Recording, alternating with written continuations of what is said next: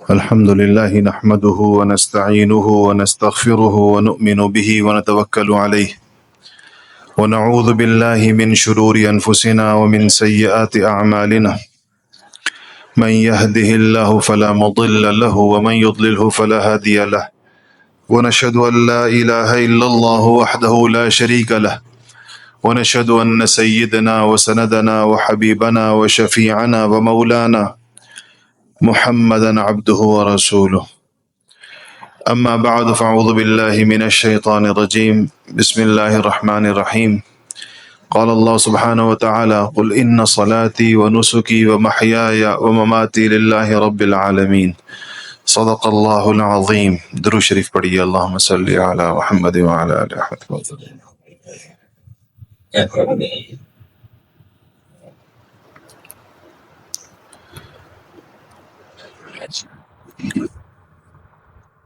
حدیث شریفی کتاب کی کتاب الصلاۃ چل رہی، نماز کی بات چل رہی ہے پچھلے کئی جمعوں سے، اور اہمیت نماز کے اوپر، فضائل نماز کے اوپر بات یہاں آپ سن رہے ہیں، احادیث سن رہے ہیں، احادیث مبارکہ.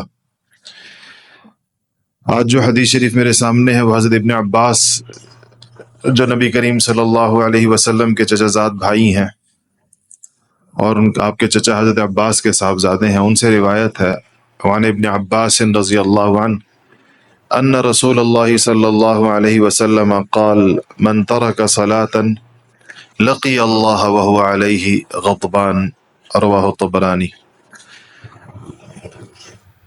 کہ سیدنا ابن عباس رضی اللہ عنہ فرماتے ہیں کہ رسول اللہ صلی اللہ علیہ وسلم نے فرمایا کہ جو نماز چھوڑ دے گا، کوئی نماز اس سے رہ جائے گی، یعنی اس سے قضا ہو جائے گی، وہ چھوڑ دے گا نماز کو، تو لقی اللہ وہو علیہ غضبان، تو وہ اللہ تعالیٰ سے جب ملے گا، جس وقت اللہ سے ملاقات ہوگی، آخرت ہوگی، تو اللہ جل شانہ اس کے اوپر غصے ہوں گے. اللہ تعالیٰ کے غضب اور غصے کی حالت کے اندر وہ اللہ تعالیٰ سے ملے گا. وعن ابی الدرداء رضی اللہ عنہ قال اوصانی خلیلی صلی اللہ علیہ وسلم الا تشرک باللہ شیئا وان قطعت وحرقت ولا تترک صلاة مکتوبة متعمدا فمن ترکها متعمدا فقد برئت منه الذمة ولا تشرب الخمر فإنها مفتاح كل شر، رواہ ابن ماجہ. حضرت ابو الدرداء رضی اللہ تعالیٰ عنہ فرماتے ہیں کہ مجھے میرے محبوب، میرے خلیل، اوصانی خلیلی، یہ صحابہ کی نبی کریم صلی اللہ علیہ وسلم سے محبت کی ایک تعبیر ہوا کرتی تھی کہ آپ کی طرف سے جو بات آئے تو یہ کہا کہ مجھے میرے خلیل نے. خلیل اس محبوب کو کہتے ہیں کہ جس کی محبت پورے دل کا احاطہ کر لے، اور اس کے علاوہ کسی اور انسان کی محبت جب دل میں نہ رہے تو وہ خلیل کہلاتا ہے. جیسے کہ ابراہیم کو خلیل اللہ کہا جاتا ہے. تو نبی کریم صلی اللہ علیہ وسلم کو حضرت سیدنا ابو الدرداء خلیل فرما رہے ہیں کہ میرے خلیل نے، یعنی جن کی محبت میرے دل کے تمام حصوں کے اندر سرایت کر گئی ہے، انہوں نے مجھے فرمایا، جو نصیحتیں کی وہ بیان کر رہے ہیں. کیا ہے کہ پہلی نصیحت یہ فرمائی کہ اللہ تشرک باللہ شیئا، کبھی معمولی سا بھی شرک نہ کرنا، شرک کے قریب بھی نہ جانا. شیئن، تھوڑا سا بھی، لا تشرک باللہ شیئن، کہ کوئی ایسا کام نہ کرنا جس سے شرک کی بو آئے، جس سے معمولی سا بھی شرک کی طرف انسان کا رجحان ہو. وَإِن قُطِّعْتَ وَحُرِّقْتَ، چاہے تمہارے ٹکڑے ٹکڑے کر دیے جائیں یا تم کو جلا دیا جائے، کوئی تمہیں زندہ آگ میں جلا دے یا تمہارے کوئی ٹکڑے ٹکڑے بھی کر دے، نہیں اتنی سخت مصیبت بھی تمہیں پیش آ جائے تو شرک کا ارتکاب نہ کرنا، شرک سے بچنا. اس لیے ایسے تمام افعال سے، ایسے تمام اعمال سے بچنا چاہیے جو شرک کے قریب جاتے ہیں، انسانوں کو شرک سے میں مبتلا کر دیتے ہیں بالآخر. اور اس کے لیے اس تعبیر کو اختیار کیا گیا کہ چاہے جتنا بھی تمہارے اوپر مشکل پیش آئے. وَلَا تَتْرُكْ صَلَاةً مَكْتُوبَةً مُتَعَمِّدًا، اور کہا کہ فرض نماز کو جان بوجھ کر کبھی نہ چھوڑنا. مکتوبہ فرض نماز کو کہتے ہیں، اور متعمدن کہتے ہیں جان بوجھ کر چھوڑنے کو. کہا کبھی نہ چھوڑنا. ولا تترک صلاۃ مکتوبۃ متعمدا، جان بوجھ کر. فمن ترکھا متعمدا، جو جان بوجھ کر نماز چھوڑ دیتا ہے، فرض نماز چھوڑ دیتا ہے جان بوجھ کر، بریئت منہ الذمہ، تو کہا کہ اللہ تعالی کا ذمہ اس کے اوپر سے ختم ہو جاتا ہے. وہ اللہ کے امان میں نہیں رہتا وہ بندہ، اللہ کی امان اس کے اوپر سے ہٹ جاتی ہے، اللہ تعالیٰ کا ذمہ اس کے اوپر سے ہٹ جاتا ہے. تو جس کے اوپر سے اللہ کی امان ہٹ جائے تو اور دنیا میں کون ہے جو اس کو امان دے گا؟ جس کے اوپر سے اللہ تعالیٰ اپنا سایہ ہٹا دیں رحمت کا، تو دنیا میں اور کون سا ایسا سایہ ہے جو اللہ تعالیٰ کے سائے کی جگہ کے اوپر اس کے لیے کام کرے گا؟ کہ نماز، فرض نماز چھوڑنے والے کا اللہ تعالیٰ ذمہ ہٹا دیتے ہیں. اس کا مطلب یہ ہے کہ فرض نماز پڑھنے والا اللہ تعالیٰ کے ذمے کے اندر ہوتا ہے، اور ہزاروں مصیبتوں اور آفتوں اور پریشانیوں سے اللہ جل شانہ اس کی حفاظت فرماتے ہیں. اور تیسری نصیحت یہ فرمائی کہ ولا تشرب الخمر، کہا کہ شراب نہ پینا. خمر شراب کو کہتے ہیں، کہ شراب نہ پینا. فإنها مفتاح كل شر، کا شراب تمام برائیوں کی پھر کنجی ہے. مفتاح کہتے ہیں کنجی کو، تو شراب جو ہے وہ مفتاح ہے کل شر، ہر شر کی، کیونکہ انسان اس کے اندر اپنے آپے سے باہر ہو جاتا ہے اور اس کو نہیں پتہ چلتا، اس کو تمیز نہیں رہتی کسی بھی چیز کی، نہ دنیا کے اپنے کسی فائدے نقصان اور شرم حیا کی تمیز رہتی ہے انسان کو، اور نہ آخرت کی تمیز رہتی ہے. انسان کی عقل کے اوپر جو ہے وہ نشے کا غلبہ ہو جاتا ہے، اور انسان عقل کی بجائے نشے کی کیفیت کے اندر فیصلے کر رہا ہوتا ہے. اسی طرح نماز یہ چھوڑنے پر جو وعیدیں بیان کی گئی ہیں حدیث میں، اس کا بیان چل رہا ہے. حضرت جابر رضی اللہ تعالیٰ عنہ سے روایت ہے، عن جابر رضی اللہ عنہ قال قال رسول اللہ صلی اللہ علیہ وسلم بین الرجل و بین الشرک والکفر، ایک بندے کے درمیان، انسان کے درمیان، اور کفر اور شرک کے درمیان جو فاصلہ ہے، کہ وہ صرف کتنا ہے؟ ترک الصلاۃ، نماز کا چھوڑ دینا. یہ نماز کا چھوڑ دینا اتنا بڑا جرم ہے کہ یہ بندے کو، اگر وہ نماز کو فرض نہ سمجھ کے چھوڑ رہا ہے تب تو کافر ہو گیا، نماز کی فرضیت کا انکار کرنے کی وجہ سے.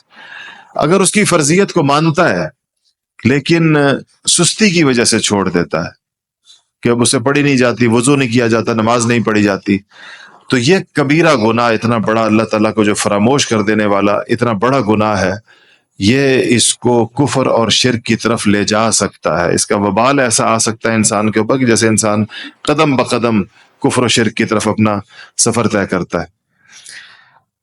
پھر فرمایا کہ وعنہ قال قال رسول اللہ صلی اللہ علیہ وسلم، انس رضی اللہ تعالیٰ عنہ سے. دوسری روایت میں اس یہاں بین الشرک والکفری ہے حضرت جابر کی روایت میں، اور دوسری روایت میں بین الکفر والایمان ہے، کہ ایمان اور کفر کے درمیان جو فیصلہ کن چیز ہے، کہا کہ وہ ترک الصلاۃ ہے، نماز کا چھوڑ دینا. وعن انس رضی اللہ عنہ قال قال رسول اللہ صلی اللہ علیہ وسلم لیس بین العبد والشرک الا ترک الصلاۃ فاذا ترکها فقد اشرک، کہ ایک بندے اور شرک کے درمیان جو فاصلہ ہے وہ نماز کو چھوڑ دینے کا ہے، اور جب بندہ نماز کو چھوڑ دیتا ہے تو فَإِذَا تَرَكَهَا فَقَدْ أَشْرَكَ، تو وہ شرک کا مرتکب ہو جاتا ہے. شرک کا ارتکاب وہ گویا کہ کرتا ہے کہ اس نے اللہ جل شانہ کے اتنے بڑے حکم کو چھوڑ کر، جو اس کے اوپر اس کا وبال اس شکل کے اندر آ سکتا ہے، اور اللہ تعالیٰ کی اس نافرمانی کا اس کے اوپر گناہ اس شکل کے اندر آ سکتا ہے کہ وہ جو اس کو شرک تک لے جائے. اسی مضمون کی روایت ہے انس سے ایک دوسری بھی روایت ہے، جنہوں نے فرمایا کہ من ترک الصلاۃ متعمدا فقد کفر جہارا، کہا کہ جس نے نماز جان بوجھ کر چھوڑ دی، اس نے اعلانیہ کفر گویا کہ کیا. یہاں کفر کے دو معنی ہوتے ہیں. ایک کفر کا معنی تو اللہ تعالیٰ کا انکار ہوتا ہے, اور ایک کفر کا معنی ناشکری ہوتی ہے کہ ایک بندے نے نماز چھوڑ کر اعلانیہ گویا کہ اللہ تعالیٰ کی اپنی جتنی نعمتیں اللہ پاک نے اس کے اوپر فرمائی ہیں ان نعمتوں کا انکار کر رہا ہے, عمل کے ذریعے انکار کر رہا ہے. زبان سے چاہے وہ بے شک شکر اللہ تعالیٰ کا, شکر اللہ تعالیٰ کا کہتا رہے, لیکن نماز چھوڑ کر اس نے اللہ تعالیٰ کی ایک عملاً اور عملی نافرمانی کا گویا کہ اعلان کیا ہے. وعن بريدة رضي الله عنه قال قال رسول الله صلى الله عليه وسلم العهد الذي بيننا وبينهم الصلاة فمن تركها فقد كفر. تو آپ نے کہا کہ ہمارے درمیان اور ہمارے اور لوگوں کے درمیان جو عہد ہے وہ نماز ہی کا عہد ہے, اور جس نے نماز کو چھوڑ دیا اس نے کفر کیا, اس نے انکار کیا, اس نے ناشکری کی. اور عبداللہ ابن شقیق رضی اللہ تعالیٰ عنہ فرماتے ہیں کہ کان اصحاب محمد صلی اللہ علیہ وسلم لا يرون شيئا من الاعمال ترکہ کفر غیر الصلاۃ. کہا کہ نبی کریم صلی اللہ علیہ وسلم کے اصحاب کسی چیز کو, کسی بھی اور عمل کو کہ نہ کرنے کو, کسی بھی اور یعنی دین کے کسی اور کام کے چھوڑ دینے کو ایسا کفر نہیں سمجھتے تھے جیسا نماز کے چھوڑ دینے کو سمجھتے. یعنی بالفاظ دیگر نماز کے چھوڑ دینے کو سب سے بڑا, تمام جرائم میں سے سب سے بڑا جرم سمجھتے تھے, تمام گناہوں میں سے سب سے بڑا گناہ سمجھتے تھے, تمام ناشکریوں میں سے سب سے بڑی ناشکری سمجھتے تھے کہ ایک انسان نماز کا تارک ہو جائے, نماز کو چھوڑ دے. وعن عمرو بن شعيب عن أبيه عن جده قال قال رسول الله صلى الله عليه وسلم مروا أولادكم بالصلاة وهم أبناء 7 سنين. کہا کہ اپنی اولادوں کو نماز کا حکم دو جب وہ 7 سال کے ہو جائیں. 7 سال کے جب وہ ہو جائیں تو ان کو نماز کا کہنا شروع کر دو, یعنی ہر نماز پہ ساتھ لے کے جاؤ, تلقین کرو, اٹھاؤ, فجر پہ اٹھاؤ جب وہ 7 سال کے ہوں. وَضْرِبُوهُمْ عَلَيْهَا وَهُمْ أَبْنَاءُ 10. اور جب وہ 10 سال کے ہو جائیں اور نماز نہ پڑھیں تو مارو ان کو نماز نہ پڑھنے پر. وَضْرِبُوهُمْ عَلَيْهَا یعنی سختی کرو. 10 سال کی عمر میں نماز نہ پڑھنے کے اوپر مارنے سے مراد کوئی ایسا ہاتھ پاؤں توڑنے والا مارنا مراد نہیں ہے, تادیب مراد ہے. سختی کی جائے ان کے اوپر کہ اگر وہ نماز چھوڑ رہے ہیں اور گھر کے اندر رہ رہے ہیں تو کہا کہ وہ اور 10 سال کے ہو جائیں. وَفَرِّقُوا بَيْنَهُمْ فِي الْمَضَاجِعِ اور کہا کہ جب بچے 10 سال کے ہو جائیں, بہن بھائی یا بھائی وغیرہ سارے, تو ان کے بستر الگ کر دو, الگ بستروں پر ان کو سلاؤ 10 سال کی عمر کے بعد, اور نماز نہ پڑھنے کے اوپر ان کے اوپر سختی کرو, اور 7 سال کی عمر میں ان کو نماز کا حکم دینا شروع کر دو. یہ تربیت کی وہ چیزیں ہیں جس کا ہم چونکہ اہتمام نہیں کر پاتے. جب بچوں کی عمریں یہ عمریں ہوتی ہیں, جب وہ 7 سال کے ہوتے ہیں, جب وہ 10 سال کے ہوتے ہیں, پھر جب بڑے ہو جاتے ہیں, بے نمازی ہوتے ہیں, پھر ہمارا خیال ہوتا ہے, ایک انسان کو عمر کے کسی مرحلے پر خیال آتا ہے کہ میرا, یعنی وہ کتنا بے برکت گھر ہوگا جس کے اندر فجر کی نماز کے وقت میں جوان لڑکے, جوان بندے سو رہے ہیں اور مسجد کے اندر نہ جاتے ہیں. آج والدین اپنے بچوں کو نماز کے لیے کہنے کی پوزیشن میں ہی نہیں ہوتے, جوان بچوں کو, بڑی عمر کے لڑکوں مردوں کو, کہ خود نماز پر جا رہے ہوتے ہیں لیکن بچوں کو نہیں لا پاتے. اور جب نہیں لا پاتے, اس عمر سے ان کو نہیں لائے, جب وہ 7 سال کے تھے تو ان کو کہنا نہیں شروع کیا, اور جب وہ 10 سال کے تھے تو ابھی کنٹرول میں تھے جس زمانے میں, اس زمانے میں ان کے سامنے نماز کی اہمیت کو نہیں قائم کیا گیا, تو اب ظاہر ہے کہ اب وہ اس عمر پہنچ گئے کہ وہاں پر وہ نہیں آ پاتے. اس لیے اس کا شروع جو ہے وہ جن عمروں میں نبی کریم صلی اللہ علیہ وسلم نے تلقین فرمائی ہے ان عمروں کے اندر نماز کا کہنا شروع کر دینا چاہیے. یہ تو نماز کے پڑھنے کی فضیلت تھی, اور نہ پڑھنے کے اوپر وعیدیں تھیں. جب یہ بات ہو جاتی ہے, اس سے نماز سے پہلے اور نماز کے بعد کیا کیا چیزیں ہیں. نماز سے پہلے وضو ہے اور طہارت ہے, یا غسل ہے یا وضو ہے. اس غسل یا وضو اور کپڑے کی پاکی اور جگہ کی پاکی، یہ ساری طہارت کے باب کے تحت آتا ہے. اس کو ابھی ہم نے نہیں پڑھا کیونکہ ایک دفعہ پہلے چند سال پہلے یہ حدیث میں نے یہاں حضرات کو سنائی تھی، اس لیے دفعہ ہم نے نماز سے پڑھا. نماز کی جب اہمیت بندے کے دل میں بیٹھ گئی اور اس کے چھوڑنے کی اس کو سخت ترین جرائم پتہ چل گئے، تو پھر محدثین جو باب لاتے ہیں وہ نمازوں کے اوقات کا لاتے ہیں کیونکہ نماز ان الصلاۃ کانت علی المؤمنین کتابا موقوتا، نماز جو ہے وہ مسلمانوں پر اپنے اوقات میں فرض کی گئی ہے. ہر نماز کا ایک وقت ہے، جب وہ آتا ہے تو فرض ہوتی ہے. یہ زوال کے بعد ظہر کا یا جمعے کا وقت شروع ہوتا ہے. اب جب وہ وقت آ گیا تو اب اس وقت یہ اس کا پورا وقت ہے عصر کی نماز سے پہلے تک، عصر کا وقت داخل ہونے سے پہلے تک یہ سارا ظہر کا وقت ہوتا ہے. اس لیے جب نماز ہے تو اس کے بعد ظاہر ہے اس کے اوقات بھی ہیں. اوقات کے بارے میں یاد رکھیں کہ اوقات کی دو قسمیں ہیں. ایک یہ ہے کہ پورا وقت کتنا ہے کسی نماز کا، جیسے کہ ابھی زوال کے بعد سے ظہر کا وقت شروع ہوا اور یہ تقریباً آج کل کوئی 5 کتنے بجے قاری صاحب 5:07 تک عصر کا وقت داخل ہو جاتا. یہ سارا وقت ظہر کا ہے.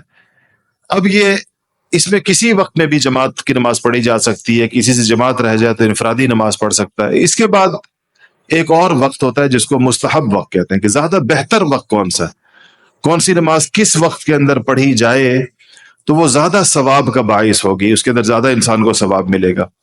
اس میں آپ فجر کو لے لیں. فجر کا وقت آپ کو پتہ ہے کہ جیسے ہی وقت داخل ہوتا ہے تو فجر کا وقت شروع ہوتا ہے، اور جہاں پر اذانیں دی جاتی ہیں اس وقت کے اندر یا سحری کا وقت جب ختم ہوتا ہے، اور اس کے بعد آج کل جس طرح کوئی تقریباً 4:54 پر کوئی 53 کے لگ بھگ جا کر ختم ہو جاتا ہے، 1.25 گھنٹہ 1.5 گھنٹہ اس طرح کا وقت ہوتا ہے. اس میں سے اول وقت میں بھی ایک انسان کے پاس پڑھنے کا اختیار ہوتا ہے، درمیان میں بھی اور آخر کے اندر بھی. کون سے وقت میں پڑھے کہ وہ زیادہ ثواب کا باعث ہو، اس پر احادیث کتاب المواقیت کے تحت لائی جاتی ہے، جو اب باب شروع ہو رہا ہے. اوقات کیا ہوں گے؟ مثلاً فجر کی نماز کو آپ لے لیں تو آپ صلی اللہ علیہ وسلم نے فرمایا کہ اسفروا بالفجر فإنه اعظم للأجر، کہ فجر کے اندر اسفار کرو.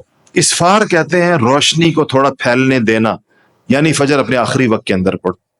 تو اتنے وقت کے اندر عام طور پر مساجد کے اندر فجر پڑھی جاتی ہے. فقہا نے ایک احتیاط بتائی ہے، کہا کہ فجر ایسے وقت، کہا کہ کتنا مؤخر کریں کہ انسان کو زیادہ سے زیادہ اجر ملے، تو کہا کہ اتنا مؤخر کریں کہ اگر نماز پڑھنے کے بعد امام کو یہ خیال آئے، مثال کے طور پر امام کو نماز پڑھنے کے بعد یاد آیا کہ میرا وضو نہیں تھا، تو ظاہر ہے نماز دوبارہ ہوگی. تو کہا کہ اتنا وقت ہو. بعض حضرات کہتے ہیں کہ 2 دفعہ جماعت اور ہو سکے، جماعت کی نماز. اگر جماعت میں مثال کے طور پر اگر 10 منٹ لگتے ہیں فرض کیجئے فجر کی نماز، تو اس کا مطلب یہ ہے کہ 25-30 منٹ پہلے بندہ کم سے کم نماز پڑھے، کہ ایک نماز 10 منٹ لے گی یا 8 منٹ لے گی، دوسری بھی 8 منٹ لے، تیسری بھی 8 منٹ لے، تو 24 منٹ کم سے کم انسان کو چاہیے ہوتے ہیں وقت ختم ہونے تک. تو اگر 8 منٹ کی نماز ہے مثال کے طور پر اور 54 کے اوپر وقت ختم ہو رہا ہے، تو کم سے کم یہ کہ بندہ 4:30 بجے نماز پڑھے. مزید احتیاط یہ ہے کہ 4:20 کے اوپر نماز پڑھے. یہ ہے اسفار کہلاتا ہے، یہ نماز فجر کو دیر سے پڑھنا. ظہر کی نماز کے بارے میں حکم یہ ہے کہ اس کو ٹھنڈا کر کے پڑھو. جو حدیث آ جائیں گی حدیث بھی ساری ٹھنڈا کر کے پڑھو. تو ٹھنڈا کرنے کی 2 صورتیں ہیں. ایک یہ صورت ہے کہ جب وقت داخل ہو جائے، جس طرح آج کل 12-12:15 بجے وقت داخل ہوتا ہے، اس کے بعد بندہ جلدی پڑھے. اور یا پھر دوسری صورت یہ ہے کہ اس کی تاخیر کی جائے، کہ کہا کہ جتنی جو تیز ترین دھوپ ہے اس سے گزار کر اس کو پڑھا جائے، خصوصاً گرمیوں کے دنوں کے اندر. تو اس لیے فجر میں ظہر کے اندر تھوڑی سی اپنے وقت سے آگے ٹھنڈک کی طرف لے کر جانا اس کو، اس کے اندر جو ہے وہ زیادہ مستحب ہے.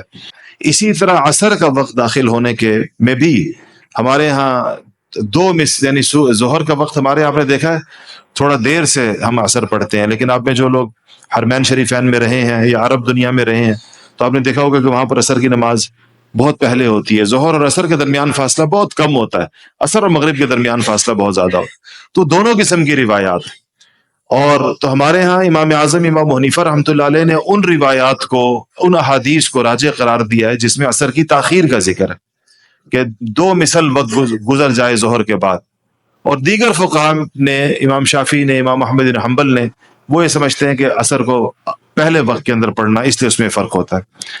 مغرب کی نماز اذان عین جیسے ہی وقت داخل ہوتا ہے تو مغرب کی نماز کی اذان دی جاتی ہے، اور اذان کے بعد مغرب کی نماز کو فوراً کھڑا کرنا مستحب ہے۔ بعض فقہا نے تو یہ بھی لکھا ہے اس تاجیل کے بارے میں، مغرب کی نماز کے بارے میں، کہ مؤذن واپس آ کر اپنی جگہ پر بیٹھے نہ، بیٹھ کر انتظار نہ کرے۔ کہا کہ مؤذن پرانے زمانے میں اسپیکر تو نہیں ہوتے تھے مسجدوں کے اندر، تو مؤذن اذانیں دیتے تھے مسجد سے باہر، مینار ہوتے تھے یا اونچی جگہ بنائی جاتی تھی، مؤذن مسجد سے باہر جاتے تھے، اس اونچی جگہ پر سیڑھیوں پر چڑھتے تھے اور ادھر کھڑے ہو کر اذان دیتے تھے، تو اذان کی جگہ کہلاتی تھی، مأذنہ کہتے تھے اس کی، اذان کی جگہ باقاعدہ مسجدوں کے اندر بنائی جاتی تھی تاکہ ذرا آواز دور تک جائے، لاؤڈ سپیکر نہیں ہوتے تھے۔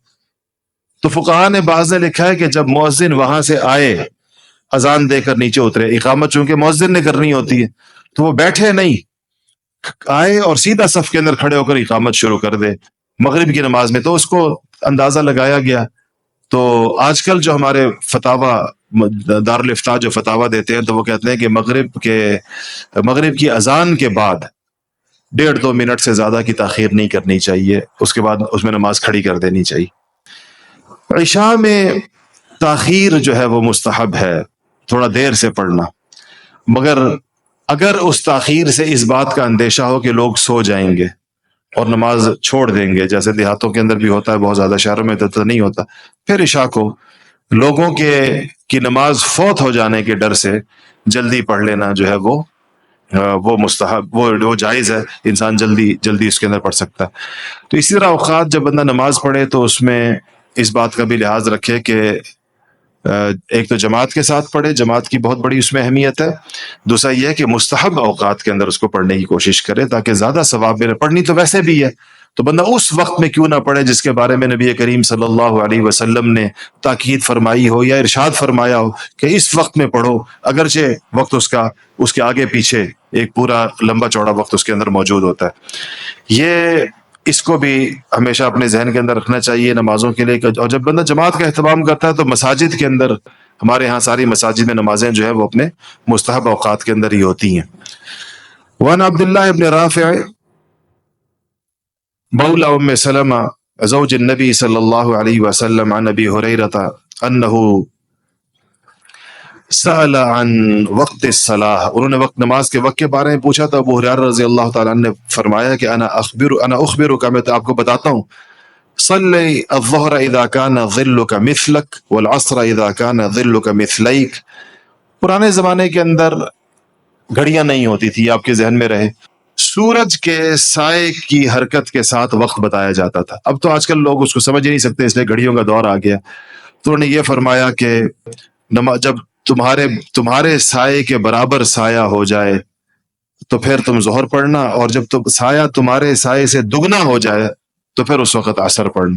سائے کے اوقات کو دیکھ کر انہی احادیث کو، کس وقت میں کون سا سایہ ہوتا ہے، یہ نمازوں کے نقشے مرتب ہوتے ہیں جو مسجدوں کے اندر لگے ہوئے ہوتے ہیں۔ پورے سال کی سورج کی حرکت کو دیکھا جاتا ہے اور پھر اندازہ لگا لیا گیا ہے کہ سال کے کس دن میں سورج کس وقت میں کہاں پر ہوتا ہے، تو نماز کا وقت کب داخل ہوگا اور کم، اور یہ اس کو جنتریاں کہتے ہیں یا وہ اس میں آ جاتے ہیں۔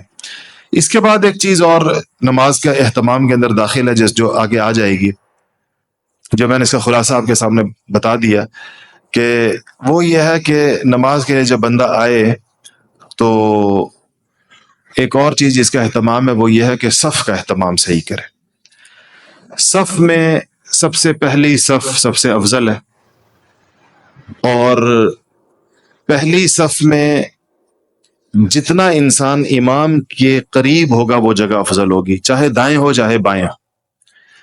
امام کے قریب والی جگہ افضل ہے امام سے دور کی جگہ کی بنسبت، اس لیے جب بندہ آئے مسجد کے اندر تو جتنا قریب اس کو جگہ مل سکتی ہے مصلی کے ادھر بیٹھنے کی کوشش کرے، لیکن امام کے عین پیچھے 2-3 لوگ وہ نہ کھڑے ہوں جو نماز کے مسائل نہیں جانتے، اور جو لوگ اگر امام کو وضو ٹوٹنے کی وجہ سے جانا پڑا تو وہ آگے نماز کے مسائل کنٹینیو نہیں کر سکتے، نماز کو آگے اس کے اہل نہیں ہیں، وہ لوگ امام کے عین پیچھے نہ کھڑے ہوا کریں۔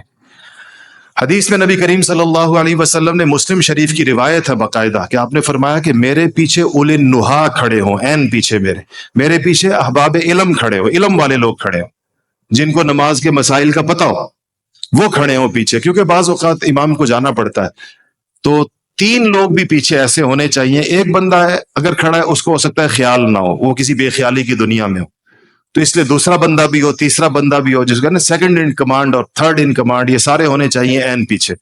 تو امام کے پیچھے انہی کو کھڑا ہونا چاہیے جو اس کی صلاحیت رکھتے ہیں، جو امامت کی اہلیت رکھتے ہیں، امامت کے مسائل جانتے ہیں.